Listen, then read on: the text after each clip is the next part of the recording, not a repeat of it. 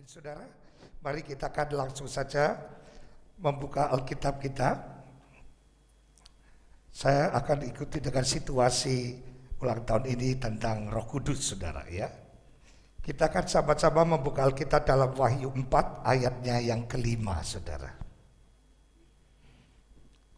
Wahyu 4 ayatnya yang kelima.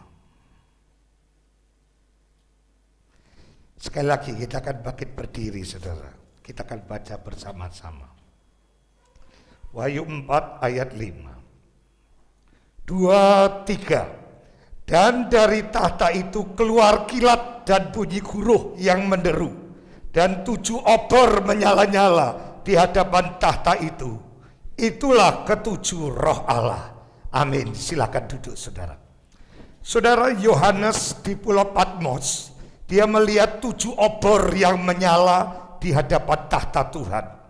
Sama kalau kita lihat di dalam kaki Dian, itu ada 7 lampu yang dilihat oleh Musa di atas gunung Sinai, saudara.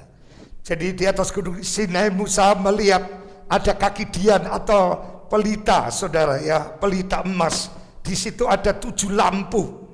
Nah, saudara, hal itu menunjuk kepada kuasa Roh Kudus yang sempurna, ya, kuasa Roh Kudus yang sempurna.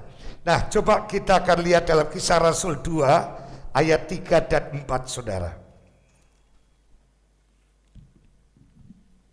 Kisah Rasul 2 ayat 3 dan 4. Dan tampaklah kepada mereka lidah-lidah seperti nyala api yang bertebaran dan hinggap pada mereka masing-masing. Maka penuhlah mereka dengan Roh Kudus, lalu mereka mulai berkata-kata dalam bahasa-bahasa lain, seperti yang diberikan oleh Roh itu kepada mereka untuk mengatakannya. Puji Tuhan, saudara, dikatakan dalam hari Pentakosta di loteng Yerusalem, di mana 120 orang penuh Roh Kudus, disebutkan tampak pada mereka lidah-lidah seperti nyala api yang bertebaran dan hinggap pada mereka masing-masing. Maka penuhlah mereka dengan Roh Kudus. Lalu mereka mulai berkata-kata dalam bahasa-bahasa lain, seperti yang diberikan Roh Kudus kepada mereka untuk mengatakannya. Jadi Roh Kudus menyuruh katakan ini, maka dia berkata-kata sesuai dengan yang dituntun oleh Roh Kudus, saudara, ya. Itulah yang dialami di loteng Yerusalem. Saudara, Roh Kudus itu bekerja sejak hari Pentakosta 2000 tahun yang lalu dan terus akan bekerja. Cuma yang menjadi masalah, kita tidak merasakan pekerjaan Roh Kudus itu dalam hidup kita. Padahal Roh Kudus bekerja, tapi karena kita mengalami kesuaman dan kekeringan, kita mengalami kehampaan di dalam pengiringan kita kepada Tuhan. Saudara, kita akan melihat tentang aktivitas Roh Kudus itu yang akan kita alami dalam kehidupan kita. Pagi hari ini kita akan melihat ada 3 macam aktivitas nyala api Roh Kudus. Kalau api Roh Kudus itu mulai menyala, ada 3 aktivitas yang dia kerjakan. Yang pertama, saudara, api Roh Kudus itu akan memberikan panas, ya. Api itu memberi panas, artinya Roh Kudus itu akan selalu menghangatkan kerohanian kita, sehingga kita akan selalu setia, bahkan berkobar-kobar, saudara, birahi rohani, ya, bukan birahi yang daging, tapi rohani kepada Tuhan, jatuh cinta kepada Tuhan, seperti orang yang sedang birahi, saudara, begitu cintanya kepada Tuhan. Itulah yang kita alami sebagai cinta mula-mula kita kepada Tuhan, di mana api itu kalau sudah menyala dalam kehidupan kita orang percaya, dampaknya adalah kita akan, saudaraku yang kekasih, kerohanian kita akan dihangatkan dan kita akan selalu setia, bahkan berkobar-kobar di dalam ibadah pelayanan kepada Tuhan. Ini sama dengan birahi rohani kepada Tuhan, saudara, tidak bisa dipadamkan, tidak bisa dihalangi oleh apapun. Seperti pelita emas itu tetap menyala. Saudara, apapun tidak bisa menghalangi kobaran api, termasuk virus corona, tidak bisa menghentikan kita untuk pelayanan, untuk kita berapi-api dalam Tuhan. Tidak bisa kalau kita birahi rohani, karena kobaran api Roh Kudus. Kita tidak bisa dikalahkan dengan halangan, saudara. Itu ciri kalau api Pentakosta itu menyala. Itu api itu memberi panas, artinya Roh Kudus selalu menghangatkan kerohanian kita sehingga kita selalu setia dan berkobar-kobar dalam ibadah pelayanan kepada Tuhan. Ini sama dengan birahi rohani, saudara, kepada Tuhan. Tidak bisa dipadamkan, tidak bisa dihalangi oleh apapun. Seperti pelita yang tak menyala, seperti orang kalau sedang jatuh cinta, tidak ada yang bisa menghalangi dia. Kepinginnya ketemu dengan pacarnya, kekasihnya, tidak bisa dilarang-larang, dia akan nyuri-nyuri. Itulah kalau kita birahi rohani, karena kobaran api Pentakosta menyala pada kita. Tidak ada sesuatu yang bisa menghalangi kita kepingin ketemu Tuhan. Masihkah api itu berkobar pada kita, ataukah sudah padam sehingga kita mudah dihalangi? Apalagi halangannya sepele, masalah kecil sudah terhalang, sudah padam. Dengan 100 tahun GPDI kita diingatkan, masihkah kobaran api Pentakosta menyala-nyala, ataukah sudah mulai padam sehingga kita sudah tidak ada birahi rohani dengan Tuhan, sudah tidak ada rasa cinta lagi, bahkan tidak ada semangat gairah dalam melayani Tuhan. Waspada, saudara, jika api kerohanian atau gairah atau birahi rohani itu, saudara, padam. Apa yang terjadi, saudara? Tolong bacakan Lukas 22 ayat 54 sampai 57, saudara. Lukas 22 ayat 54 sampai dengan 57. Lalu Yesus ditangkap dan dibawa dari tempat itu. Ia dikirim ke rumah imam besar dan Petrus mengikut dari jauh. Di tengah-tengah halaman rumah itu orang memasang api dan mereka duduk mengelilinginya. Petrus juga duduk di tengah-tengah mereka. Seorang hamba perempuan melihat dia duduk dekat api. Ia mengamat-amati lalu berkata, juga orang ini bersama-sama dengan dia. Tetapi Petrus menyangkal, katanya, bukan, aku tidak kenal dia. Saudara, akibatnya adalah mulai jauh dari Tuhan, mengikut Tuhan dari jauh. Saudara, kalau sekarang mengikut Tuhan dari streaming, saudara, ya, dari jarak jauh. Hati-hati, saudara, streaming itu satu sisi menolong, tapi satu sisi membuat kita bisa jadi orang yang malas, ya. Menjadi kita sudah dalam zona nyaman, udah di rumah saja, tidak perlu bangun pagi. Hati-hati loh, saudara, lama-lama padam api itu. Petrus mulai mengikut Yesus dari jauh, dan dia dekat dengan api yang dipasang oleh orang dunia. Dia, saudara, ada orang bakar kayu, api, dia ada di tengah-tengahnya. Jauh dari Tuhan, tapi dekat api dunia. Akhirnya dia menyangkal Tuhan. Hanya seorang wanita yang berkata, ini salah satu pengikutnya. Bukan, kamu salah orang. Dia menyangkal Tuhan, saudara. Padahal tadinya dia berkata, guru, semua murid boleh tinggalkan engkau, tapi aku Petrus tidak akan. Aku siap di penjara bersamamu, bahkan mati bersamamu. Tapi Yesus katakan, Petrus, sebelum ayam berkokok, kamu sudah menyangkal aku 3 kali. Setelah 3 kali menyangkal, ayam mulai berkokok. Dia diingatkan, saudara. Hati-hati, saudara, kita jaga api Pentakosta itu tetap menyala-nyala, supaya kita tetap punya birahi rohani. Rasanya kita ingin terus mendekat, ingin intim sama Tuhan. Apakah itu masih, ataukah kita sudah seperti Petrus, mengikut Tuhan dari jauh dan dekat dengan api dunia, ujungnya menyangkal Tuhan. Saudara,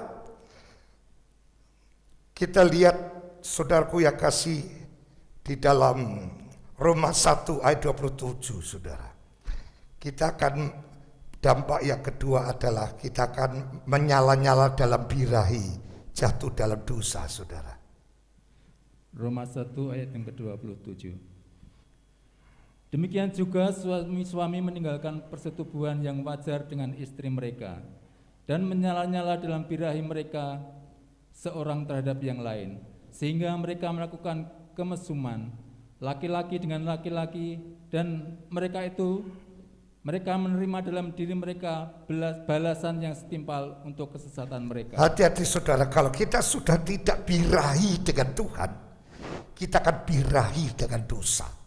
Kita tertarik dan kita tidak bisa lepas dari perbuatan dosa.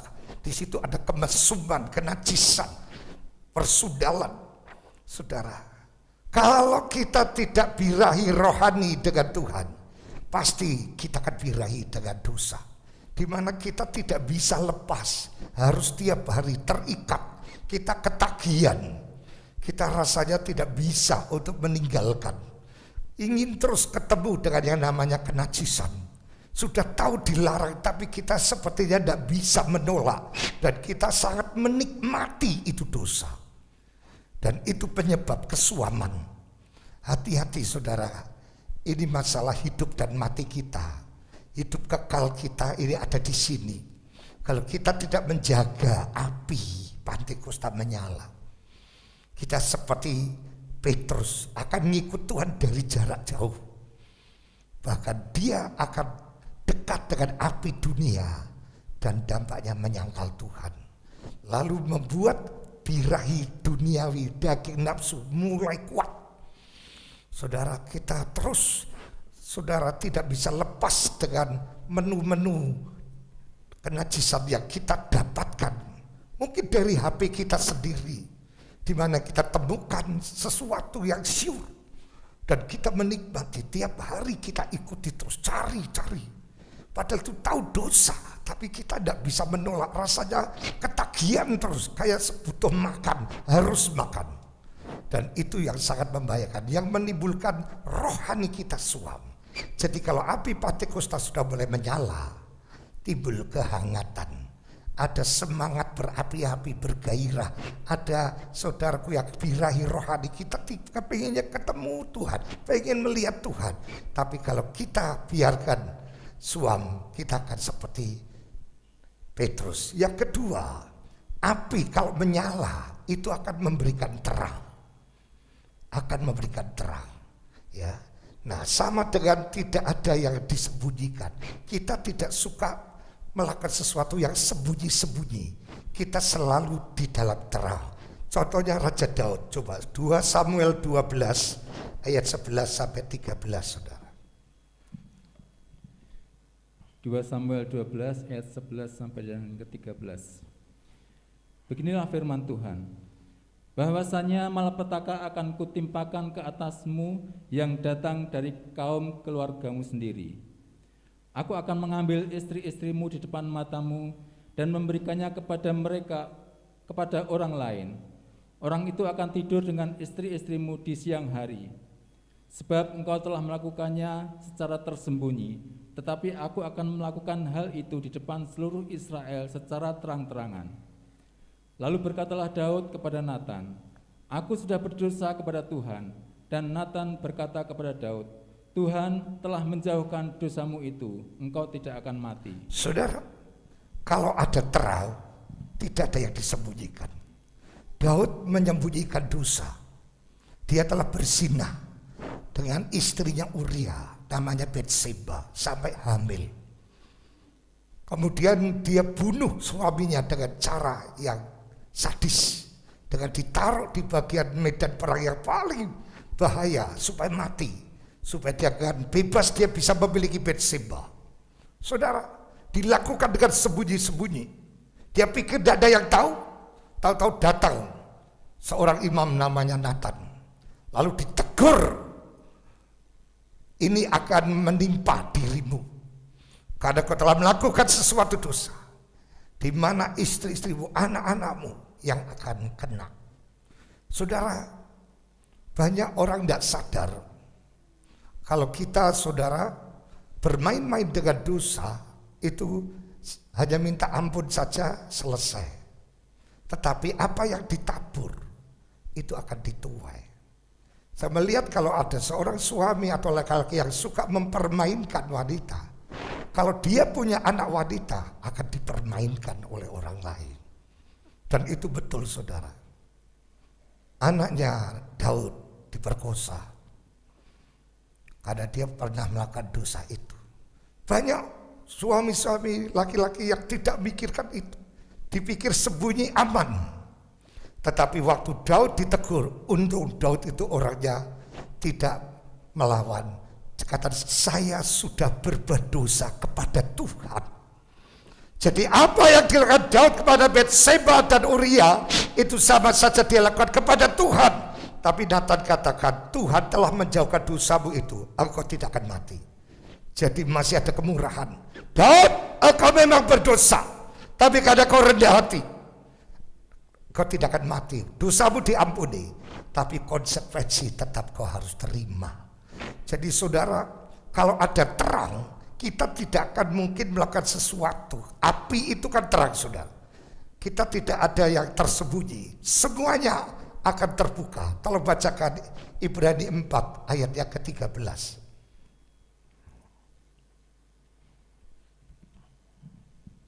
Ibrani 4 ayat yang ke-13. Dan tidak ada suatu makhluk pun yang tersembunyi di hadapannya, sebab segala sesuatu telanjang dan terbuka di depan mata Dia, yang kepadanya kita harus memberikan pertanggungan jawab. Puji Tuhan, tidak ada yang tersembunyi. Raja Daud itu hebat saudara. Tetapi tanpa terang Roh Kudus, dia melakukan dosa, kejahatan dan kenajisan secara sembunyi-sembunyi. Maka Tuhan akan menyatakan dosa itu secara terang-terangan dan sangat dipermalukan. Namun Daud mau melembut sehingga bisa menerima pekerjaan firman pengajaran yang lebih tajam dari pedang bermata dua itu saudara, yang disampaikan oleh Nabi Nathan. Dia tidak keras hati, dia tidak melawan, dia tidak marah. Dia terima pengajaran itu sehingga bisa mengaku dosa secara terang-terangan pada Tuhan sesama. Jika diampuni, jangan berbuat dosa lagi, sama dengan selamat, tidak akan dihukum. Puji Tuhan saudara. Inilah fungsi kalau api itu menyala. Pertama, memberi kehangatan. Ada birahi rohani. Rasanya kepingin ketemu Tuhan. Aku tidak bisa, tidak intim-intiman sama Tuhan, tapi rohani saudara. Kalau Petrus, karena dia tidak mengalami api Roh Kudus, dia mengikut Tuhan dari jauh. Bahkan dia, saudaraku yang kasih, dekat dengan api dunia dan akhirnya menyangkal Tuhan. Yang kedua, kalau api Roh Kudus menyala, membuat semuanya terang, tidak ada yang tersembunyi. Kita tidak lagi saudara munafik. Saya kaget dengan peristiwa Hotman, siapa itu saudara ya, yang ngusir istrinya keluar dari rumah. Ini orang kalau kemana-mana bicara soal Tuhan, soal hal-hal rohani, di TV selalu mengerti. Tapi terbongkar ada skandal dengan menantunya sendiri, istri dari anaknya dimakan. Saudara, tersembunyi sekarang terkuat. Kadangkala orang banyak hidup dalam kemunafikan. Di luar kelihatannya sepertinya malaikat, tapi ada satu yang disembunyikan. Tapi kalau Roh Kudus menerangi, kita tidak akan melakukan itu. Kita akan takut Tuhan. Kita tidak berani main-main. Saudara, ada pujian katakan, di hadapan manusia kita bisa bersandiwara, tapi di hadapan Tuhan tidak bisa. Kita harus bertanggungjawabkan semua di muka pengadilannya Tuhan. Untuk itu saudara, peristiwa saudaraku yang kekasih, 100 tahun ini mengingatkan, ayo bertobat dengan total. Jangan biarkan dosa yang tersembunyi itu terus melanda kehidupan saudara dan saya. Yudas Iskariot itu murid yang hebat. Dari 12 murid, dia ditunjuk Tuhan sebagai bendahara. Luar biasa saudara, dia rasul. tetapi tanpa Roh Kudus. Saudara, kita melihat di sini bahwa akhirnya saudaraku yang kekasih, dia mengalami dosa, saudara, ya, di mana dia tamak, ya, tamak. Akhirnya dia, saudaraku yang kekasih, melakukan sesuatu perbuatan yang tidak berkenan di hadapan Tuhan. Nah, oleh sebab itu saudara, dia menjual Yesus. Tetapi saya tidak mau ditegur. Dia berakhir dengan apa, saudara? Dia bunuh diri, dia menggantungkan diri, saudaraku yang kekasih. Puji Tuhan, oleh sebab itu pada saat pagi hari ini, jangan biarkan, saudara, jangan biarkan api itu padam, saudara. Api itu padam. Biarlah tetap menyala terus, saudara, supaya kita bisa mempermuliakan Tuhan. Lalu yang ketiga, tolong munculkan di LCD, saudara. Saudara, api itu memberi energi atau kekuatan. Artinya Roh Kudus itu memberi kekuatan ekstra dari Tuhan untuk kita, supaya saudara tetap kuat dan tetap teguh hati dalam hidup ini. Kita kadang-kala menghadapi masalah, dan kalau tidak ada api Roh Kudus, masalah itu bisa membuat kita, yang pertama, munculkan, saudara, kecewa. Saudara, masalah itu bisa membuat kita kecewa. Kalau tidak ada api Roh Kudus, berapa banyak korban yang harus berjatuhan karena kekecewaan. Kecewa dengan siapapun, dengan pasangan hidup, dengan gembala, dengan majelis, atau dengan pekerja, atau dengan orang-orang di dalam saudara pekerjaan. Roh Kudus itu yang memampukan saudara tetap kuat, tetap setia, tetap kokoh, sekalipun ada sesuatu yang mengecewakan terjadi di dalam kehidupan kita, saudara. Tetapi kita tetap kuat, tidak kecewa. Artinya saudara memberikan kekuatan ekstra yang kedua, yaitu silakan dimunculkan, tidak lemah. Tolong bacakan 1 Korintus 8 ayat 7 sampai 9, saudara.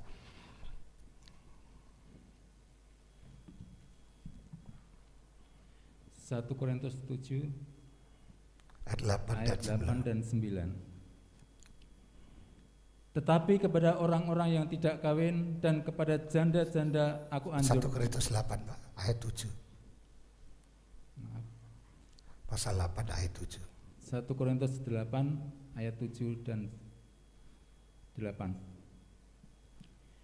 Tetapi bukan semua orang yang mempunyai pengetahuan itu. Ada orang yang karena masih terus terikat kepada berhala-berhala, makan daging itu sebagai daging persembahan berhala. Dan oleh karena hati nurani mereka lemah, hati nurani mereka itu dinodai olehnya. Makanan tidak membawa kita lebih dekat kepada Allah.